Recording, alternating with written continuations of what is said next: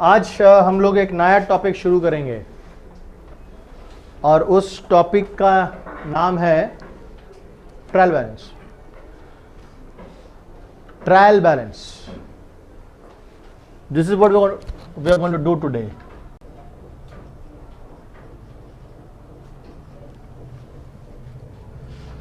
Trial balance क्या है ये हम आपको बताएंगे नहीं, रादर हम लोग ये डिस्कस करेंगे और ये देखेंगे, ये समझेंगे भी कि ट्रायल बैलेंस क्यों बनाया जाता है। So what is trial balance? Before that we will discuss why trial balance. once you understand that why trial balance is prepared and what is the importance of trial balance, what is the need of preparing trial balance, automatically you will understand that what is trial balance. हम लोग जब accounting का definition देखे थे तो accounting का definition में था accounting is a process of identifying था, उसके बाद recording, classifying and summarising. So यहां पे हम आपको हिंट दे रहे हैं that we are now at the third stage of the accounting process, that is recording. The first stage था पहले रिकॉर्ड करना, सेकेंड था classification, that is classifying the entries, वो था हमारा लेजर जो हम लोग ने लेजर किया है, और थर्ड स्टेज जो हमारा है जो आज हम लोग कर रहे हैं that is the trial balance, that is summarising. So without wasting time मेरे पास यहां पे 5 ट्रांजैक्शन है, हम आपको ट्रायल बैलेंस की ओर लेके जा रहे हैं without telling you that what is a trial balance. I am just going to show you the importance of trial balance and what is the need of trial balance. So मैंने एक business का 1 महीना का transaction लिया है और 1 महीना में ये 5 ट्रांजैक्शंस हुए हैं एक बिजनेस में, और आपको बताया गया है, बोला गया है कि इस ट्रांजैक्शन से हमको यह बताया जाए 1 महीना के बाद, 1 महीना के एंड में कि उस बिजनेस का प्रॉफिट और लॉस क्या है। Because ultimately the entire aim, the entire objective of keeping records, keeping accounts is to know that where I am at the end of the certain period of time. Business pass हुआ कि fail हुआ, profit हुआ कि loss हुआ, यही तो हमारा उद्देश्य है जानना। सो पहले हम लोग अपना अकाउंटिंग प्रोसेस स्टार्ट करते हैं जर्नलाइजिंग से, that is recording of transaction. से पहले हम लोग क्या करेंगे, ये 5 ट्रांजैक्शंस का हम लोग जर्नल एंट्री पास करेंगे, दैट इज रिकॉर्डिंग।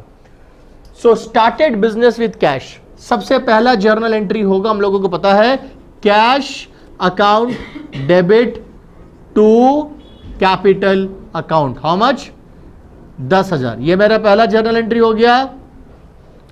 सेकेंड था बॉट गुड्स फॉर ₹1,000, 1,000 रुपया का गुड्स खरीदा गया, तो इसका जर्नल एंट्री क्या होगा बताओ, purchases account debit to cash, cash में खरीदा गया है कितना, 1,000 हो गया। नेक्स्ट एंट्री क्या है, ट्रांजैक्शन पेड सैलरी, इसका एंट्री क्या होगा बताओ, salary account debit, salary account debit to cash account, कितना, 1,500 रुपया, 1,500 का मैंने यहां पे पढ़ा, पास किया एंट्री, ठीक है। उसके बाद क्या है, सोल्ड गुड्स, गुड्स बेचा गया, कैसे बेचा गया, कैश में ही बेचा गया, क्योंकि कुछ नहीं बोला है तो कैश में बेचा गया होगा, तो इसका एंट्री क्या होगा, cash account debit, cash as an asset बढ़ेगा डेबिट, और सेल्स मेरे लिए रेवेन्यू 2,000, रेवेन्यू बढ़ेगा क्रेडिट। लास्ट एंट्री है पेड रेंट, रेंट पे किया गया, इसका जर्नल एंट्री होगा rent account debit to cash, कितना रेंट पे किया गया, 1,000। Now after completing the first step of accounting, that is journalizing करने के बाद, it is not so easy or it is not convenient to come to the conclusion कि हमारा business का कितना प्रॉफिट और लॉस हुआ है by looking at the journal। Journal से हम लोग प्रॉफिट और लॉस के कैलकुलेशन करने में थोड़ा सा हमें डिफिकल्टी होगा करना, करेक्ट। इसी काम को सॉल्व करने के लिए, इसी काम को आसान करने के लिए, अकाउंट्स को और हम लोग सिस्टमैटिक बनाने के लिए हम लोग ने सेकेंड स्टेप में आया, दैट इज क्लासिफिकेशन। यानी कि जर्नल को देख करके जितने भी यहां पे अकाउंट्स खुले हैं सबका अपना एक अलग अलग अकाउंट, मतलब हर अकाउंट का एक अलग अकाउंट, मतलब सबका सेपरेट हिसाब रखते थे, ताकि at any point of time अगर हमको किसी भी अकाउंट का बैलेंस या किसी भी अकाउंट का इंफॉर्मेशन जानना है तो हमको जर्नल में जाने की जरूरत नहीं है, हम उसी पर्टिकुलर का लेजर में जाएंगे। That was the need of the ledger. So अगर हमको कैश के बारे में जानना है कि आज मेरे पास कैश कितना है, तो हमको पूरा जर्नल एंट्रीज में जाने की जरूरत नहीं है, यह देखने की जरूरत नहीं है कि मेरा कैश कितना है, रादर हम सिर्फ कैश का लेजर में जाएंगे तो हमको कैश का इंफॉर्मेशन मेरे को पता चल जाएगा। And that is why journal से सेकेंड स्टेप में आए हम लोग, दैट इज लेजर पोस्टिंग हम लोग करना शुरू किए। सो अगर अभी हम लोग इस जर्नल को देखें तो हमारे पास कितने सारे लेजर बनेंगे, एक कैश का, दूसरा कैपिटल, तीसरा परचेज, चौथा सैलरी, पांचवा सेल्स। 5 लेजर यहां पे हमारा बनेगा, 5 अलग अलग अकाउंट्स यहां पे खुले हैं, करेक्ट, और सॉरी रेंट भी है 6, तो 6 अलग अलग अकाउंट्स खुले हैं, तो 6 अलग लेजर यहां पे बनेगा, सबका एक एक सेपरेटली। सो देयरफॉर सबसे पहला मेरा लेजर बनता है यहां पे कैश। हम पूरा फॉर्मेट में नहीं बना रहे, एक जस्ट एक रफ है, क्योंकि आइडियाज लेजर नहीं, हम लोगों का टॉपिक है, याद रखना, ट्रायल बैलेंस। तो हम लोग ट्रायल बैलेंस के लिए हम लोग ये सारा काम कर रहे हैं, थोड़ा सा हम प्रोसेस को पीछे लेकर के जा रहे हैं ताकि समझने में हम लोगों को ज़्यादा ही आसान हो, कॉन्सेप्ट से समझेंगे हम लोग। सो ये कैश का लेजर हो गया। इसी तरह हम लोग कैश के बाद किसका लेजर बनाएंगे, हम लोग एक कैपिटल का बनाएंगे। सो यहां पे हम कैपिटल का बना रहे हैं, एकदम शॉर्टकट में बना रहे हैं, कैपिटल का क्रेडिट डेबिट। कैपिटल के बाद परचेजेस का बनाएंगे,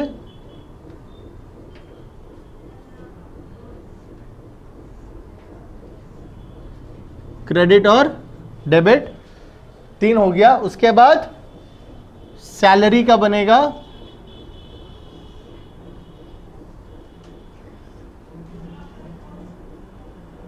क्रेडिट डेबिट। सैलरी के बाद किसका बनेगा, सेल्स का बनेगा,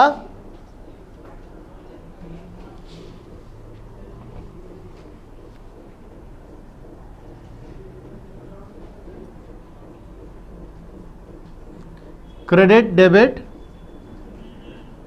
और एक किसका बनेगा, रेंट का बनेगा। तो रेंट का हम यहां पे बना देते हैं, अच्छा नीचे बना दे, नीचे बना देते हैं रेंट, क्रेडिट डेबिट, ठीक है। सो 6 अलग अलग लेजर्स बनाए हम लोगों ने, क्यों, ताकि यहां से हम लोग ग्रुपिंग कर सके, राइट। और किसी भी एक पर्टिकुलर अकाउंट के बारे में अगर हमको जानना है तो हम डायरेक्टली उसी का अकाउंट में जाएं और हमको उसका एक सेपरेट अकाउंट हम मेंटेन करके रख रहे ताकि उसके बारे में हमको तुरंत पता चल जाए। पहले आता है कैश। अब जर्नल में कैश 10,000 रुपया डेबिट हुआ है, देखो यहां पे, फिर 1,000 रुपया क्रेडिट हुआ है, फिर यहां पे कैश 1,500 रुपया क्रेडिट हुआ है, और फिर कैश 2,000 रुपया डेबिट हुआ है, राइट। 10,000 रुपया डेबिट, और यहां पे कैश फिर से 1,000 रुपया क्रेडिट हुआ है, हो गया। अब कारण क्या था, ये 10,000 रुपया किस कारण से आया, कैपिटल। ये 2,000 रुपया किस कारण से आया, सेल्स, सेल्स के कारण आया। ये 1,000 रुपया किस कारण से गया मेरे पास, 1,000 रुपया किस कारण से गया, परचेज। ये 1,500 रुपया किस कारण से गया, सैलरी, और 1,000 रुपया किस कारण से गया, रेंट। यही है, करेक्ट। सो अगर इसको भी हम बैलेंस करते हैं, 2 + 10 कितना होता है, 12, यहां पर भी 12, 12 माइनस 1, 2, 3, 3,500, 8,500 रुपया मेरे पास बैलेंस बचा बाय बैलेंस सीडी, यही है। सो अगर मेरे से कोई पूछे कि बेटा आपका पास कैश कितना है, तो मेरे को पूरा जर्नल में जाने की जरूरत नहीं है, मैं कैश का लेजर में जाऊंगा, बैलेंस फिगर दिखाऊंगा, 8,500 रुपया, हम बोल देंगे मेरे पास कैश 8,500 रुपया है। सो कैश का पूरा इंफॉर्मेशन मेरे पास कैश का लेजर में मौजूद है। ये लेजर सिर्फ कैश का ही रिकॉर्ड्स मेंटेन कर रहा है, कैश के अलावा और यहां पे किसी भी चीज का हिसाब हम लोग नहीं रख रहे। कैश कितना आया और कैश कितना गया, किस कारण से आया और किस कारण से गया, कैश कितना से डेबिट हुआ, कैश कितना से क्रेडिट हुआ, किस कारण से डेबिट हुआ और किस कारण से क्रेडिट हुआ, इसी कारण को हम लोग यहां पे क्या कर रहे हैं, रिकॉर्ड कर रहे हैं। आते हैं सेकंड जो हमारा लेजर है, रेंट। रेंट का लेजर में आते हैं। रेंट अगर आप देखोगे तो यहां पे जर्नल एंट्री में रेंट मेरा क्या हुआ है, डेबिट हुआ है। सो हम लोग यहां पर भी रेंट अकाउंट 1000 रुपए से क्या करेंगे, डेबिट, और कारण क्या लिखेंगे, कैश। हो गया। अब इसको बैलेंस कर देता, अगर बैलेंस करना चाहिए, मान लेते हैं हम लोग यहां पे बैलेंस कर रहे हैं, 1 महीना का है तो बाय बैलेंस CD 1000 रुपए यहां पे हमने लिख दिया, यहां पर भी 1000 और यहां पर भी 1000। रेंट के बाद हमारा नेक्स्ट है कैपिटल। कैपिटल का एंट्री एक ही है ना, कैपिटल 10,000 रुपए से क्रेडिट हुआ, तो हम लोग भी यहां पे कैपिटल को 10,000 से क्रेडिट करेंगे और बाय कारण क्या लिखेंगे, कैश। यहां पर टोटल 10,000, जितना क्रेडिट का टोटल है उतना ही डेबिट का भी टोटल होगा, दोनों सेम होना चाहिए, लेकिन यहां पे कुछ अमाउंट नहीं है। सो यहां पे हमारा जो बैलेंसिंग फिगर होगा वो कितना हो जाएगा, 10,000। हो गया, कोई दिक्कत है, ठीक। अब परचेज यहां पे 1000 रुपए से क्या हुआ है, परचेज यहां पे 1000 रुपए से क्या हुआ है, डेबिट। सो परचेज को भी हम लोग यहां पे 1000 से क्या करेंगे, डेबिट, कारण क्या लिखेंगे, टू कैश। सो डेबिट में 1000 रुपया है, क्रेडिट में कुछ नहीं है, तो क्रेडिट में भी कितना लिखेंगे, 1000, और बाय बैलेंस कितना लिखेंगे, 1000। सैलरी यहां पे जर्नल में देखो 1500 रुपए से क्या हुआ है, डेबिट। सो सैलरी को भी हम लोग 1500 रुपए से यहां पे क्या करेंगे, डेबिट, कारण टू कैश, और यहां पे 1500 डेबिट और यहां पे 1500 क्रेडिट में लिखेंगे, और बाय बैलेंस कितना लिखेंगे, 1500। हो गया। सेल्स मेरे लिए रेवेन्यू, सेल्स 2000 रुपए से क्या हुआ है, क्रेडिट, तो हम लोग भी सेल्स को यहां पे क्रेडिट करेंगे 2000 से, कारण क्या लिखेंगे, बाय कैश। 2000 रुपया क्रेडिट का टोटल, 2000 रुपया डेबिट का टोटल, यहां पे कुछ नहीं है, तो 2000 minus 0 equal to 2000, to balance CD 2000, correct. Now अब इसको सोचो, थोड़ा सा अपने आप को बिजनेस का मालिक की जगह में रखो, अपने आप को रखो कि तुम एक बिजनेस का ओनर है, मालिक है, और तुम्हारा अकाउंटेंट जो तुम्हारा अकाउंट्स बनाता है, उसने 1 महीना का जो ट्रांजैक्शन हुआ है, उस 1 महीना का ट्रांजैक्शन का हिसाब तेरे को पेश किया, और आपके सामने में इस 1 महीना में 5 ट्रांजैक्शन हुआ था, तो इस 5 ट्रांजैक्शन का 5 जर्नल एंट्री, और उस 5 जर्नल एंट्री से 6 लेजर जो बना, ये आपके सामने में रख दिया, बोला लीजिए सर ये 1 महीना का हिसाब है। अब आप बताओ, विल यू बी सैटिस्फाइड और will you get the clear picture of your business by looking at this? I am not saying it is wrong, but what I am saying that this will not help me as a owner of a business to understand the position of my business. This will not help me to understand as a owner of the business to know कि मेरा business का, मेरा धंधा का क्या profit और क्या loss हुआ है। अगर अब हमको आगे प्रॉफिट और लॉस जानना है, करेक्ट, सो हमको इतना लंबा चौड़ा हिसाब नहीं, हमको इतना लंबा चौड़ा इंफॉर्मेशन नहीं चाहिए, हमको ऐसा इंफॉर्मेशन चाहिए जो नटशेल में हो, हमको ऐसा इंफॉर्मेशन चाहिए जो समराइज फॉर्म में हो। ये 5 ट्रांजैक्शन जो हुआ है, ये इस 5 ट्रांजैक्शन का हमको समरी चाहिए, इस 5 ट्रांजैक्शन का हिसाब हमको एक पन्ना में चाहिए, एक शीट में चाहिए, ताकि उस समरी को देख करके हम आगे और प्रॉफिट और लॉस का कैलकुलेशन कर सके। क्योंकि अगर आप मेरे सामने में ये जर्नल पेश करोगे तो ये जर्नल देख करके मैं मेहनत करने वाला नहीं वो प्रॉफिट और लॉस निकालने का। अगर आप मेरे सामने जर्नल और लेजर पेश करोगे तो मेरा काम और बढ़ गया, आप मेरे से और मेहनत करवा रहे हो, आप मेरे से और मेहनत कर रहे हो। जर्नल भी देखना है और हमको क्या देखना है, लेजर भी देखना है। हम आपको बोल रहे भाई मेरा काम को आसान करना, ये 5 ट्रांजैक्शन को तुमको अगर हम बोलेंगे एक पेज में हमको दिखा दो, एक पेज में इंफॉर्मेशन दे दो, ताकि हम वहां से और आगे अपना अकाउंट्स को अगर आगे बढ़ा पाए, तो कैसे होगा। हमको एक पेज में एक नटशेल में इंफॉर्मेशन चाहिए। So what are you going to do as an accountant? What will say? Okay भाई fine, आपको एक पेज इंफॉर्मेशन चाहिए ना, आपको ये देखना है ना कि ये जो 1 महीना का 5 ट्रांजैक्शन हुआ है इसका क्या परिणाम हुआ। ठीक, तो आप बोलते हो ठीक है, हम आपको एक पेज में इंफॉर्मेशन दे रहे हैं।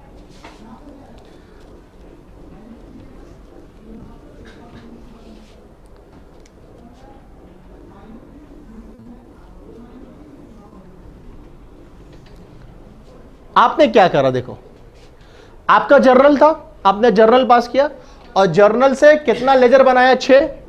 यानी कि 1 महीना में जो 5 ट्रांजैक्शन जो मैंने यहां पे लिखा था, वो जो 5 ट्रांजैक्शन हुआ है, वो 5 ट्रांजैक्शन में बेसिकली 6 अकाउंट्स इफेक्ट हुआ है। हमने 6 चीज का हिसाब रखा है। किसका किसका रखा बच्चा? कैश,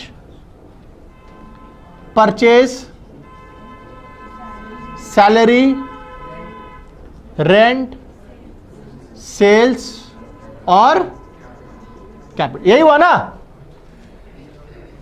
ये मैंने 1 2 3 4 5 और 6 लेजर बनाया हमने।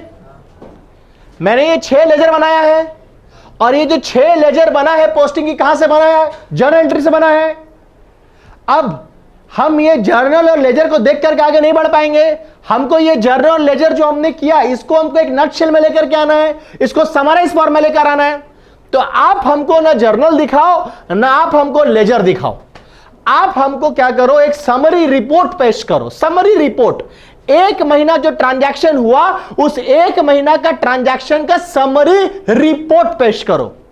तो आप कैसे रिपोर्ट पेश करोगे? आप बोलोगे देखिए भैया सर, 1 महीना में जो ट्रांजैक्शन हुआ है वो ट्रांजैक्शन होने के बाद हमारे पास कैश 8,500 रुपया है ना? कैश 8,500 रुपया निकाले थे लेजर से, हाँ बैलेंस। तो आपको हमको पूरा इंफॉर्मेशन नहीं देना, आप खाली क्या बोलिए मेरे पास कैश 8,500 रुपया है। रेंट हम लोग 1,000 रुपया पे किए हैं, ठीक। कैपिटल हमारे पास 10,000 रुपया है, ठीक। परचेज सब बैलेंस सीडी अमाउंट दिख रहा है ना, क्योंकि बैलेंस सीडी जो अमाउंट है वो अमाउंट आपको जो बताएगा उस पर्टिकुलर लेजर का इंफॉर्मेशन। परचेज कितना का हुआ वो बैलेंस सीडी बता रहा है आपको, समझ में आ रहा है? 1,000 रुपया का परचेज हुआ है। सैलरी बैलेंस सीडी कितना है? 1,500 रुपया का सैलरी दिया गया है और 2,000 रुपया का सेल्स हुआ है। सो ना आपने मेरे को जर्नल दिखाया, अब समझो ध्यान को, हम बोले कि हमको 1 महीना जो 5 ट्रांजैक्शन जो हम तुम्हारा यहां पे लिखे थे, हम बोले ये ट्रांजैक्शन का हमको रिपोर्ट पेश करो, 1 महीना में क्या हुआ, 1 महीने का रिपोर्ट दो हमको। तब 1 महीने का जब तुमको रिपोर्ट देने आया तो हमको इतना लंबा चौड़ा नहीं चाहिए, हमको शॉर्टकट में बताओ ना यार कि 1 महीना में क्या हुआ। तो तुम बोला अच्छा शॉर्टकट में चाहिए, लीजिए आपको बताता है शॉर्टकट में। 1 महीना जो ट्रांजैक्शन हुआ, कैश अभी मेरे पास 8,500 रुपया है हम लोग का बिजनेस में, हम लोग 1 महीना में 1,000 का परचेस किए हैं, सैलरी हमने 1 महीना में 1,500 रुपए दिया है, रेंट मैंने 1 महीना में 1,000 रुपया दिया है, सेल्स मैंने 2,000 रुपया का किया है और कैपिटल हमारे पास आज का डेट में 10,000 रुपया है। ये मेरा 1 महीना का रिपोर्ट कार्ड, ये मैंने 1 महीने का समरी रिपोर्ट। अब आप सर, अब आप इसको देखिए और अब आप इसको देख करके आगे जो आपको करना है अब आप करिए, क्योंकि अब यहां पे मेरे पास एसेट, एक्सपेंसेस, लायबिलिटी, कैपिटल और रेवेन्यू, क्योंकि ये जो भी लेजर बना है ये लेजर सब किसका होगा? या तो एसेट, एक्सपेंस, लायबिलिटी, कैपिटल और रेवेन्यू। अब हमको अपना प्रॉफिट और लॉस निकालना है, तो हमको अपना प्रॉफिट और लॉस निकालने के लिए हम ना जर्नल जाएंगे ना लेजर जाएंगे, हम सीधा यहां पे आएंगे और देखेंगे अच्छा ये एक एक्सपेंस यहां है, एक रेंट मेरा यहां है, सैलरी मेरा यहां पे एक्सपेंस है, ये 3 मेरा एक्सपेंसेस है और ये एक मेरा रेवेन्यू है। यहां से निकाला रेवेन्यू माइनस एक्सपेंस किया, प्रॉफिट निकल गया, लॉस निकल गया। अब बताओ यहां से प्रॉफिट और लॉस बनाना आसान था कि जर्नल देख करके आसान था? लेजर देख के आसान था कि ये देख करके आसान है? यहां से देख के आसान है। So this is nothing, it is nothing but it is a summary of all the ledger that you have prepared. Yes or no? It is a summary of the transaction that has happened in 1 month. Yes or no? समझ में आ रहा है कि नहीं आ रहा? Now if I want to know कि अच्छा बेटा बताओ ये 8,500 रुपया कैश कहां से आया, तो बोलेगा भैया जाके लेजर देख लीजिए। तो ये 8,500 रुपया का कहां से आया, हम कहां करेंगे कैश का, तो यहां से रेफर करेंगे किसको, लेजर में, कैश का लेजर में पूरा कैश का डिटेल्स है। अब अगर हमको ये जानना है कि बेटा ये कहां से आया फिगर 10,000 रुपया, तो कहां चल रही है, जर्नल में चल रही है। समझ में आ रहा है। सो देखो हमने अपना अकाउंटिंग प्रोसेस शुरू किया जर्नल से, फिर लेजर, जर्नल, पहला स्टेप जैसे जैसे ट्रांजैक्शन हो रहा लिखते चलो लिखते चलो लिखते चलो लिखते चलो, लिख लिया। अब उसके बाद सेकंड स्टेप सेग्रीगेट करो, क्लासिफाई करो, अलग अलग छांटना शुरू करो, कर लिया। अब थर्ड स्टेप समराइज करके यहां पे लेकर के आओ। अब जो चौथा स्टेप होगा वो चौथा स्टेप हम लोग दिसंबर का महीना में सीखेंगे, that is a preparation of final accounts. मेरा समरी आ गया यहां पे। अब यहां से तुम देख करके अपना बिजनेस का पोजीशन निकालो। यही बेटा और कुछ नहीं बल्कि क्या है, अब यहां पे डेबिट बैलेंस और यहां पे क्रेडिट बैलेंस और यहां पे पर्टिकुलर्स। समझ में आया। अब तुम एक चीज देखो, कुछ फिगर मैंने डेबिट कॉलम में लिखा, कुछ फिगर मैंने, ये क्यों, सिंपल लॉजिक। कैश एसेट है, परचेस एक्सपेंस है, सैलरी एक्सपेंस है और रेंट एक्सपेंस है। एसेट और एक्सपेंस का हमेशा डेबिट बैलेंस होता है, उन लोगों को डेबिट साइड हमेशा बड़ा रहेगा। क्या बोले, डेबिट। तुम देखो लेजर में कैश का डेबिट साइड बड़ा था, इसलिए बैलेंस शीट कहां पे आया था, क्रेडिट साइड में। समझ में आ रहा है। तुम रेंट का भी देखो डेबिट साइड बड़ा था, बैलेंस शीट कहां पे आया, बैलेंस शीट बैलेंसिंग अमाउंट वहीं पे डालते हैं जो साइड छोटा होता है। परचेस का कौन सा साइड बड़ा था, डेबिट साइड। सैलरी का कौन सा साइड बड़ा था, डेबिट साइड। समझ में आ रहा है। सेल्स का कौन सा बड़ा था, क्रेडिट साइड। सेल्स का कौन सा बड़ा था, क्रेडिट साइड बड़ा था, क्योंकि सेल्स में रेवेन्यू है, रेवेन्यू इंक्रीजेस क्रेडिट, रेवेन्यू को हमेशा क्रेडिट बैलेंस होगा। सो एसेट और एक्सपेंसेस के हमेशा डेबिट बैलेंस होंगे, लायबिलिटी, कैपिटल और रेवेन्यू को हमेशा क्रेडिट बैलेंस होगा। उन लोग हम लोग कहां पे लिखेंगे, क्रेडिट साइड में। अब तुम चेक करो दोनों का टोटल। जब तुम चेक करोगे 8.5 और 1500, 10, 11, 12, 12 और 12, देखो your debit balances are equal to your credit balance. आ गया। All your debits and all your credit balance, दोनों को अलग अलग करके लिखे, बैलेंस आ गया। जैसे ही ट्रायल बैलेंस का आपका टोटल बैलेंस कर जाता है, तो यह समझ लेना कि तुम्हारा अरिथमेटिकली, मैथमेटिकली तुमने सब चीज सही किया है। अकाउंटिंग वे में सब चीज सही किया, इसका कोई प्रूफ नहीं है, क्योंकि कभी कभी अकाउंट्स में गड़बड़ी होने के बावजूद, हिसाब में गड़बड़ी होने के बावजूद आपका ट्रायल बैलेंस टैली कर जाएगा, आपका डेबिट और क्रेडिट बैलेंस टैली कर जाएगा। सो ट्रायल बैलेंस का आपस में मिलना, it is not a guarantee कि तुमने अकाउंट्स में कोई गड़बड़ी नहीं किया है, इसका कोई गारंटी नहीं होता। हाँ, एक चीज का गारंटी है कि तुम्हारा कैलकुलेशन में कोई मिस्टेक नहीं हुआ। मैथमेटिकल एक्यूरेसी प्रूफ हो जाता है, लेकिन अकाउंटिंग एक्यूरेसी यहां पे प्रूफ नहीं होता है, क्योंकि हम लोग देखेंगे कि ट्रायल बैलेंस में अकाउंट्स में गड़बड़ी होने के बावजूद भी तुम्हारा ट्रायल बैलेंस आपस में टैली कर जाएगा, वो दिखाएंगे बाद में। सो अब अभी तक हम तुम लोगों को ट्रायल बैलेंस का मतलब नहीं बताएं। I have not defined trial balance till now, but I have showed you the utility of trial balance. I have showed you that why the trial balance is prepared. समझ में आ रहा है? Is it making sense to you all? Sense बन रहा है कि हां, अगर ये रहे तो यहां से आगे हमको अगर रिपोर्ट कार्ड बनाने के लिए यहां से प्रॉफिट और लॉस कैलकुलेट करने में मेरे लिए बहुत ज्यादा सुविधा होगा, आसानी होगा, एज कंपेयर टू अगर हमको जर्नल देख करके बनाना पड़े या लेजर देख के बनाना पड़े। तो मैंने जितना भी लेजर बनाया है, सारा लेजर अकाउंट का नाम लिख लो और उसका सबका बैलेंसिंग फिगर जो था, बैलेंस शीट वाला फिगर, जो डेबिट और क्रेडिट मैनेज करके जो बैलेंस आ रहा था, वो बैलेंस को हम क्या करेंगे, लिखते चलेंगे। एसेट और एक्सपेंस का बैलेंस हमेशा डेबिट होगा, लायबिलिटी, कैपिटल, रेवेन्यू का क्रेडिट होगा। अगर आपसे अब कोई पूछे कि ट्रायल बैलेंस क्या है, तो आप सीधा बोलिएगा ट्रायल बैलेंस और कुछ नहीं है, it is a summary report of all the ledgers that we have prepared. It is a summary report of all the ledgers. जितना भी लेजर बना है उस सारे लेजर का समरी है। उतना सारा लेजर देखने के बावजूद, उतना सारा लेजर देखने के बजाय हम क्या करेंगे, एक पन्ना देखेंगे, जितना सारा लेजर था सारा लेजर का नाम देख लिया और सबका बैलेंसिंग देख लिया। समझ में आया कि नहीं आया?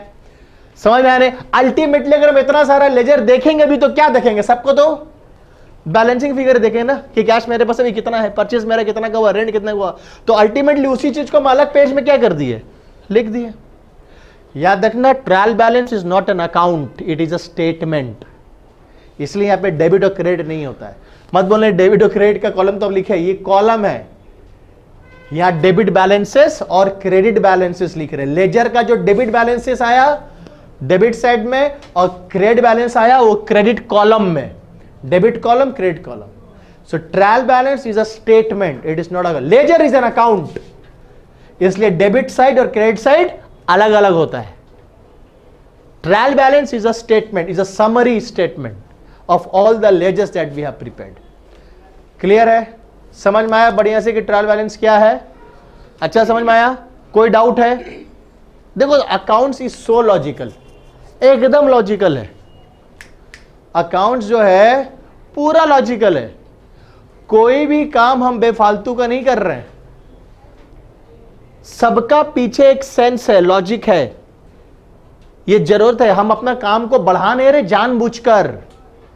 आई am not increasing my workload, try to understand. It is all necessary, it's all required, it is all helping me. सब मेरा काम को और अच्छा कर रहा है, मेरा काम को आसान बना रहा है। And that is why we are doing this. So journal से काम मेरा खत्म नहीं हो रहा था, that is we went to ledger. Ledger में नहीं हो रहा है, इसलिए हम लोग आए ट्रायल बैलेंस, क्योंकि अल्टीमेटली टारगेट तो मेरा प्रॉफिट और लॉस कैलकुलेट करना है। सो वो यहां से होगा। क्लियर है? Copy the entire thing.